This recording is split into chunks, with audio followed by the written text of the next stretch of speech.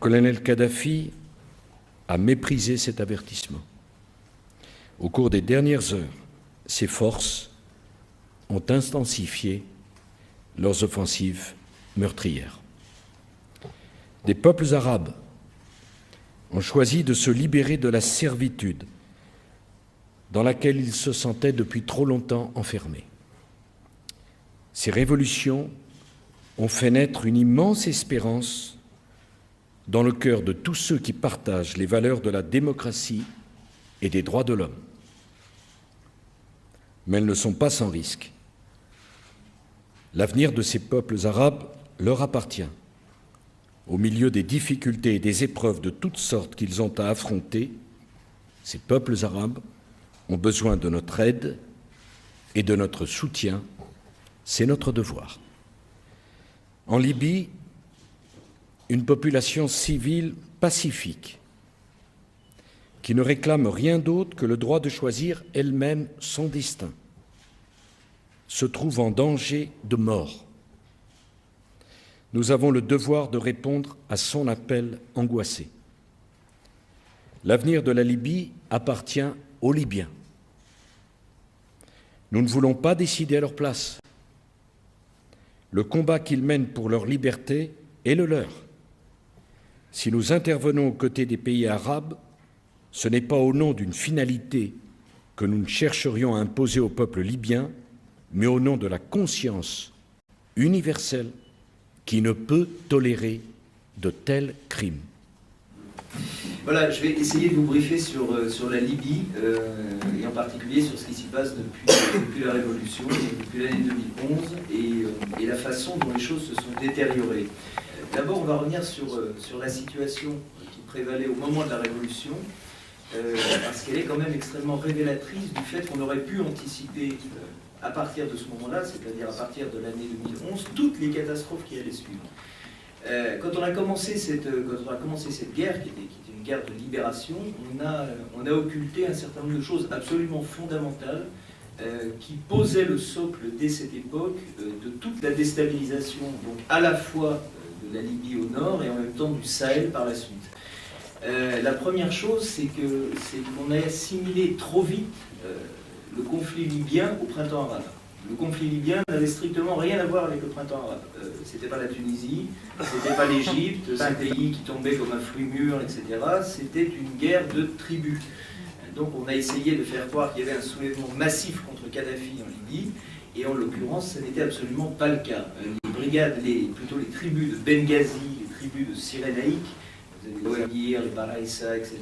Toutes ces tribus ont été historiquement mal aimées de Kadhafi, qui jouait en permanence le jeu tribal, et ce genre de clash, comme ceux qui sont arrivés à Benghazi en 2011, était récurrent à travers l'histoire du règne, entre guillemets, de Kadhafi. Quand on s'est empressé de rentrer dans ce conflit, qui était un conflit local, on a immédiatement assimilé cette guerre à une guerre de libération. Alors, après, les faits, quand on les analyse clairement, démontrent qu'en l'occurrence, toute cette hypothèse est erronée, puisqu'on a mis quand même, si mes souvenirs sont bons, 8 mois pour faire 1000 km avec les sous-marins nucléaires américains, avec les avions de chasse français, etc. Donc, en l'occurrence, il y avait clairement une grande partie de la Libye qui soutenait Kadhafi parce qu'il avait extrêmement bien joué le jeu tribal et qu'il était beaucoup plus populaire en Libye qu'on ne veut bien le croire, comme il suffit aujourd'hui de le regarder et de le constater quand on se promène dans le pays et quand on interroge un petit peu les gens sur la situation aujourd'hui moins à chaud. Donc on est rentré dans une guerre qui n'avait pas lieu d'être, parce qu'il n'y avait pas de soulèvement massif, et surtout on y est rentré absolument n'importe comment. C'est pire qu'une faillite, c'est un aveuglement et une stupidité de nos politiques, et là de nos politiques de tous bords, parce qu'il faut arrêter d'expliquer que c'était la guerre de Sarkozy. Toute la classe politique, à quelques rares exceptions près, que ce soit la droite ou la gauche, ont voté pour cette guerre, ont soutenu cette guerre, etc. Ça faisait partie du politiquement correct. Et on a occulté une des choses principales, qui était que la Libye ne demandait qu'à éclore comme une espèce de hotbed, enfin vraiment un terreau, un socle du salafisme dans la région du Maghreb.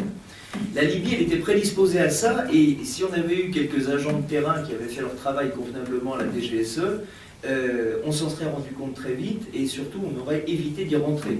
Il faut savoir qu'à titre d'exemple, la région de la Montagne Verte, donc la région au-delà de Benghazi, donc en direction de l'Égypte, était un des plus grands foyers du djihadisme international depuis des années. Kadhafi bombardait cette zone en permanence, il utilisait du napalm, il utilisait son aviation, etc., parce qu'il y avait déjà quasiment une configuration qui était identique à celle du maquis afghan. Pour vous donner un exemple, la ville de Derna, qui est aujourd'hui le bastion absolu d'Al-Qaïda dans le Maghreb, qui est une ville qui se trouve à mi-chemin entre Benghazi et l'Égypte, était dirigée par un homme qui s'appelait Abdelhakim al-Hassani, qui était en fait le premier pourvoyeur de volontaires étrangers, donc libyens, à destination d'Al-Qaïda en Irak. Alors, on savait que c'était la seule figure possible pour reprendre le contrôle de cette zone, et donc pour diriger la révolution, ce qui a directement enfanté Ansar al-Sharia, étant la brigade dont on soupçonne bien évidemment d'avoir tué l'ambassadeur Stevens à Benghazi, et qui a pris aujourd'hui une importance considérable, puisqu'elle s'étend maintenant jusqu'à Sirte, elle a même des relais à Tripoli, etc. Donc elle couvre la quasi-totalité de la côte libyenne.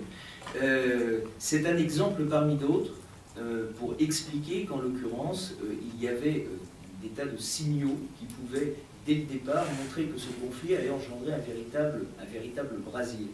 On a en plus fait des erreurs gigantesques au niveau politique, puisque comme c'était un pays quand même à dominance et à tendance islamiste, quand on a essayé de mettre en place un CNT qui était totalement artificiel et qui n'avait absolument aucune légitimité, on a pris donc des seconds couteaux de Kadhafi, à savoir Abdel Jalil, qui était quand même une figure assez rigolote, puisqu'il avait notamment était le ministre de la Justice de Kadhafi, qui avait condamné à mort 2 fois les infirmières bulgares, donc c'était quand même pas mal de remplacer Kadhafi par Abdel Jalil. On avait également Jibril, qui était une espèce de petit personnage corrompu, qui vivait à la solde des dirigeants arabes, etc., qui faisait du consulting politique et qui n'avait pas la moindre crédibilité. Et puis un troisième, qui était un autre leader très charismatique de la Révolution, et qui a proclamé donc son allégeance aux rebelles depuis l'ambassade de New Delhi. Donc en effet, avec un leader comme ça, les rebelles étaient bien partis. Alors, qu'est-ce que ça préfigurait? Ça préfigurait tout ce qu'on voit depuis 3 ans, à savoir une implosion totale du pays, avec des petites brigades autonomes qui champignonnent, etc. Et qui champignonnent avec tout de même une idéologie extrêmement, je dirais, extrêmement unifiée, malgré les différences. Il faut savoir qu'aujourd'hui, le nord de la Libye se partage entre, d'un côté, les gens de Misrata, donc la tribu de Misrata, qui représente aujourd'hui la principale force militaire du pays, et puis ceux de Zintan. Zintan incarnait d'une certaine façon les modérés. C'est-à-dire que quand on a commencé à voir à partir de 2012 que la révolution allait très mal, on s'est dit, bah oui, mais il y a quand même les gens de Zintan qui prennent d'anciens kadhafistes, etc., et qui sont tout de même des gens avec qui on peut discuter. On s'aperçoit qu'aujourd'hui, Zintan adopte un discours aussi extrêmement radical. Les gens de Misrata, eux, sont encore, bien évidemment, infiniment plus radicaux, et ils sont aussi infiniment plus puissants dans la mesure où ils contrôlent la quasi-totalité du pays, depuis l'est de Tripoli jusqu'à Benghazi. Et ce sont des gens qui sont bien évidemment implantés dans toutes les brigades islamistes de la côte. Alors pour ça, je peux vous citer Der al-Biya, donc de Wissam Ben Hamid, pour ceux à qui ça peut parler, mais également les brigades contre lesquelles on a lancé une offensive très médiatique et à nouveau complètement stupide par le général Hafter, qui sont les brigades d'Ismail al-Salabi à Benghazi, comme notamment les Rafal al-Sahati ou bien la brigade du 17 février. Donc, dans tous les cas de figure, on se retrouve aujourd'hui confronté à des interlocuteurs qui sont tous à dominance et à discours salafistes. Ce sont les seuls aujourd'hui qui disposent d'une réelle puissance militaire à travers le pays. Un autre point qu'on n'avait pas vu, c'est que le sud du pays, le sud de la Libye, était un rempart. C'est-à-dire que Kadhafi, avec ses défauts, avec, ma foi, sa gouvernance extrêmement autoritaire, avait réussi à établir un véritable pilier dans le Sahel. Et il avait littéralement bloqué les frontières du Sud en empêchant les intrusions islamistes, en empêchant donc les gens d'Agni, etc., d'utiliser ce pays, qui pourtant présentait un formidable potentiel pour les narcotrafiquants, pour les djihadistes, etc., l'empêchant d'utiliser le sud de son pays comme base arrière et comme relais donc à destination de la mer pour pouvoir transporter toutes les marchandises illicites possibles. 2011, la révolution, plus personne, plus d'armée, etc. Et la zone s'ouvre et devient, à partir de ce moment-là, un haut lieu du salafisme et du terrorisme du Sahel. Et tout ce qui s'est passé ensuite, c'est-à-dire le Mali par exemple, le Mali est la conséquence directe de ce qui s'est passé en Libye. Le Mali a toujours été, le Nord Mali a toujours été une espèce de ventre mou, une zone de non-droit, etc. Mais il n'y avait pas d'armes. Il n'y avait pas d'armes.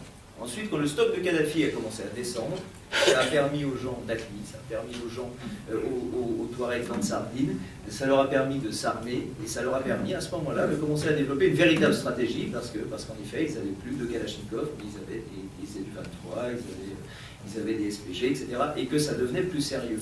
La guerre du Mali, c'est la conséquence directe de l'action de la France. C'est pas seulement la conséquence de la situation en Libye, mais c'est la conséquence absolument directe de la stupidité de nos dirigeants et de nos services de renseignement. Voilà. Alors quelque part, on a dû ensuite remobiliser les mêmes gens pour aller éteindre l'incendie qu'on avait nous-mêmes créé. Mais le problème, c'est qu'on ne peut pas éteindre un incendie comme ça aussi facilement, puisque à partir du moment où on avait créé une zone de non-droit en Libye, les gens qu'on allait combattre au Mali se repliaient directement dans les zones Touareg de Libye. Parce qu'il faut savoir que les Touaregs ont un réel problème. Les Touaregs ont été complètement marginalisés en Libye après la Révolution. C'était de très bons soutiens de Kadhafi. Kadhafi avait joué la carte Touareg à 100%. Il avait compris qu'il pouvait en effet s'accorder des soutiens extrêmement importants au sein de certaines tribus arabes. Il y avait les Ouafala, il y avait les Kadhafa, il y avait sa tribu. Et puis il y avait également les Touaregs qui étaient quelque part son soutien principal, puisqu'il ne faisait aucune confiance en son armée, et que notamment une grande partie des brigades, voilà, notamment la 42e brigade de Khamis, son fils, etc., étaient constitués de Touaregs. Et donc il disposait d'un soutien extrêmement solide dans le régime de Kadhafi, et à partir du moment où la révolution a éclaté, on s'est mis à les marginaliser et à les considérer comme des traîtres. Donc, privés d'appui, qu'ont fait les Touaregs du Bari, les Touaregs de Gad, etc., qu'est-ce qu'ils ont fait? Ils ont été se resserrer leurs liens, justement, avec les gens du Nord Mali, et à cette époque-là, bien évidemment, avec les islamistes. Quand Serval a éclaté, l'opération Serval s'est mise en place, ces gens ont utilisé quelque part la meilleure stratégie et la meilleure méthode qui consistait à faire du hit and run et à ne pas se taper les troupes françaises en face. Donc pour ça, ils ont pu établir des sanctuaires que moi j'ai pu visiter, visiter c'est peut-être pas le bon mot, mais que j'ai pu repérer et suivre à partir de 2013, janvier 2013. Le problème, c'est que les Français, là encore, n'ont strictement rien fait. C'est-à-dire qu'on a mené notre guerre au Mali en sachant que quelque part, il y avait des relais et des complicités gigantesques en Libye, mais on n'a jamais essayé de venir à bout du problème dans sa globalité, puisque bien évidemment, de par la nature des deux guerres qui se sont succédées, le problème devenait transnational et totalement ingérable.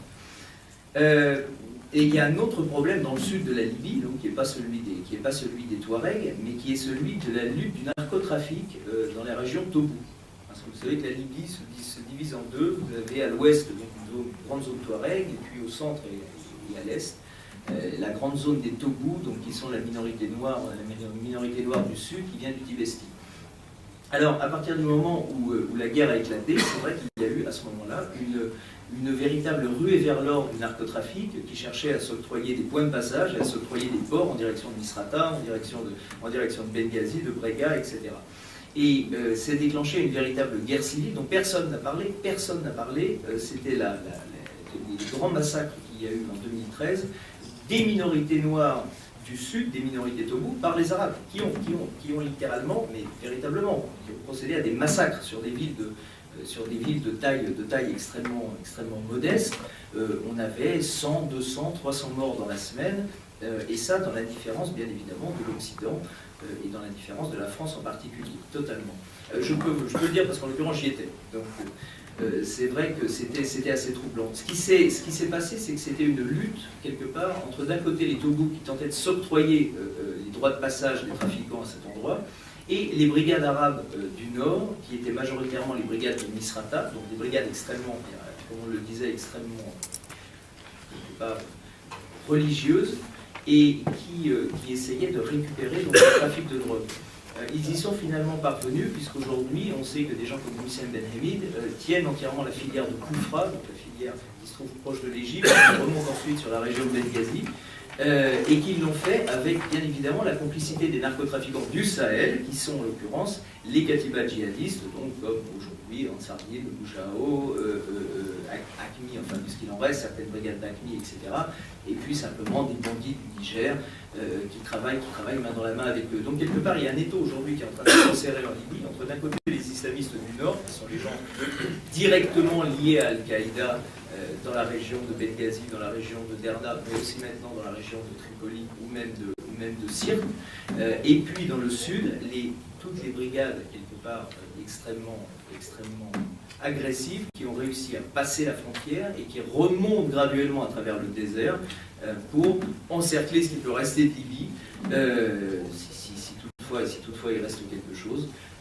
Et quelque part bloquer toute velléité possible de reconstruction nationale et puis d'aspiration démocratique. Donc on est aujourd'hui dans une configuration où on a un pays qui sert de base arrière à tous les terrorismes. Le terrorisme du Sahel, au terrorisme de Syrie, puisque aujourd'hui le principal point de passage pour amener des armes, pour amener du matériel et pour amener des volontaires depuis l'Afrique, c'est la Libye.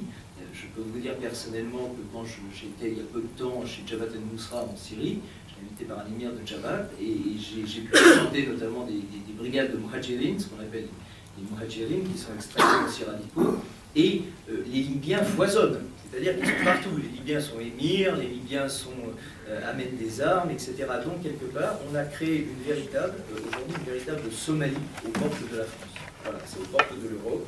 De l'autre côté de la Méditerranée, on a créé un foyer d'islamisme, un foyer de terrorisme qui métastase graduellement et qui crée de l'instabilité, à la fois chez ses voisins, quand même la Tunisie n'est pas épargnée, à la fois en Égypte et puis bien évidemment à la fois dans le Sahel, et qui aujourd'hui métastase jusqu'à la Syrie. Ce qu'on aurait pu faire, vous savez, généralement c'est le genre d'exposé qu'on essaie de conclure comme ça, qu'est-ce qu'on aurait pu faire? En l'occurrence, on aurait pu ne pas y aller. Elle est simple, mais je pense que c'est probablement la seule option sage qui s'offrait à nous. Alors aujourd'hui, maintenant, les mêmes qui ont décidé d'intervenir à tort à l'époque en 2011 disent qu'il faudrait y retourner. C'est-à-dire qu'il faudrait aller dans le sud et puis il faudrait comme ça combattre les foyers du terrorisme qu'on découvre alors qu'ils sont là depuis des années. Il faudrait combattre notamment en zone Touareg, etc., la région d'Oubari, la région de Ghat, le Djebel Kakous, donc qui sont des montagnes très poreuses avec l'Algérie et dans laquelle vous pouvez regarder les types. Vous arrivez au marché de Ghat et vous voyez les mecs arriver dans leur 4x4 sans plaque, etc., et qui arrivent directement d'Algérie, qui arrivent directement du Niger par la place du Salvador, etc., et qui viennent faire leurs courses, qui viennent acheter de l'essence, etc., et qui sont armés comme s'ils étaient en plein cœur du Nord Mali. Donc, voyant tout ça, on se dit maintenant il faut y aller. Mais ce qu'on ne comprend pas, c'est que dans ce cas-là, on va encore jeter une tonne d'essence sur le brasier, puisqu'en l'occurrence, c'est le seul moyen, quelque part, aujourd'hui, de fédérer les Libyens. Le seul moyen qu'il y ait une union sacrée aujourd'hui en Libye, c'est pas autour d'un leader charismatique, c'est pas autour d'une idée forte, parce qu'en plus la Libye, en tant que telle, n'existe pas, c'est une pure création occidentale, c'est pas un pays, les Libyens ne se sentent pas libyens, on peut leur faire chanter l'hymne national 10 fois par jour, la Libye c'est 2 ans de règne d'un roi, après ça, ça a été, enfin avant plutôt, c'était une domination italienne extrêmement brutale, l'Empire ottoman à l'époque complètement éclaté sur la zone libyenne, et puis ensuite c'était 42 années d'abrutissement, quelque part, avec un dictateur qui était quand même un dictateur assez sanglant. Donc, l'idée aujourd'hui qui fédérerait l'ensemble du pays, ce serait celui d'une intervention occidentale. C'est-à-dire que si aujourd'hui on rentre en Libye au nom d'une guerre contre le terrorisme, là oui, en effet, on fédérera tous les Libyens, mais on les fédérera contre nous. Voilà, on ne résoudra rien, mais on les fédérera contre nous. Donc, qu'est-ce qu'on peut faire aujourd'hui? Je pense qu'il faudrait s'appuyer sur les quelques foyers qui restent, et qui sont des foyers précieux, parce qu'ils sont rares, et ça pourrait être notamment les Toubous de Libye, qui sont les gens que j'évoquais tout à l'heure, et qui sont les derniers à ne pas être extrêmement compromis avec les brigades djihadistes. Les Toubous ressentent l'invasion arabe de façon extrêmement forte. Ils essayent quelque part de repousser cette invasion salafiste, qui déferle sur eux depuis le nord, cette invasion djihadiste qui déferle sur eux depuis le sud et depuis l'ouest. Et ils cherchent à préserver une identité qui est celle d'un islam beaucoup plus modéré, un islam soufi avec une espèce de nuance animiste, etc. Et c'est des gens qui, quelque part, s'interrogent sur le fait que les grandes puissances occidentales n'essayent pas justement de collaborer avec eux pour essayer de mettre un terme justement à ce grignotage permanent des factions djihadistes et des factions islamistes radicales dans le pays. On ne le fait pas. Maintenant, au niveau du Nord, c'est vrai qu'il devient extrêmement difficile de trouver des interlocuteurs qui soient des interlocuteurs valables et crédibles, puisque quelque part les derniers, entre guillemets, pro-occidentaux sont totalement incapables de faire le moindre mouvement, parce que c'est un panier de crabes, parce que bien évidemment à la moindre collusion avec l'Occident aujourd'hui, un dirigeant politique ou même un dirigeant militaire risque sa vie, et on fait un très mauvais pari en essayant de soutenir Haftar, qui est le général qui essaye de mener aujourd'hui une offensive contre Benghazi, parce que pour les Libyens, ça n'a aucun sens ce qui est en train de se passer. On est face à quelqu'un qui essaye quelque part de flatter l'Occident dans le sens du poil, qui a très bien compris comment ça marche, qui dit qu'il mène une guerre contre le terrorisme, etc., et qui replacarde ce qu'avait placardé Sisi à l'époque du coup d'État en Égypte, qui replacarde ce qu'avait placardé CNN à l'époque des attentats du 11 septembre. Le type a très bien compris la com, mais il n'a strictement aucune légitimité, et même s'il devait reprendre en effet le contrôle de Benghazi ou de la Cyrénaïque, ça n'ira jamais plus loin. Donc, quelque part, je pense qu'aujourd'hui, pour la Libye, il faut opter pour une stratégie de containment, c'est-à-dire simplement de blocage, et se dire que essayer d'éviter que ça métastase. On ne peut rien faire à l'intérieur et peut-être en effet verrouiller davantage les frontières et essayer de parler aux rares interlocuteurs, notamment dans le sud, qui pourraient quelque part vous aider à la fois en termes de renseignement, à la fois en termes d'intervention opérationnelle, mais malheureusement ce n'est pas le cas. Donc on est véritablement sur une extrêmement mauvaise pente. Voilà, c'est à peu près ce que je peux vous dire pour faire un petit briefing rapide sur la Libye. J'espère que ça vous a éclairé.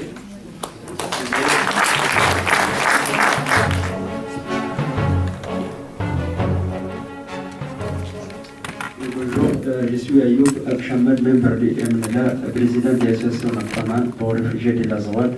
Comme je ne parlais pas bien français, M. Abdurrahman El-Mitarabou. Bonjour, je suis traducteur du représentant du MNLA en France, M. Ayoub. J'essaie un peu de traduire fidèlement les idées qu'il voulait apporter à l'assistance, surtout à M. Samuel qui a parlé des Touaregs dans sa conférence.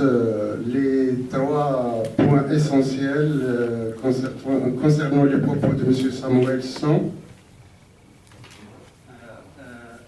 أختلف مع السيد مانويل حين استعمل منهج العمومية واعتبر أن الطوارق كلهم كانوا مجندين للقذافي وأنهم السبب في عدم سقوطه سريعا فأختلف معه في هذه النقطة. Le premier point concernant les Touaregs qui ont travaillé dans les brigades de Khamis, de Mu'tasim et de Saadi, le représentant du MNLA et le mouvement MNLA est contre cette analyse parce que les Touaregs étaient peu nombreux dans ces brigades. Et il ne faut pas généraliser tous les Touaregs parce que la majorité des Touaregs se trouvaient dans l'Azawad.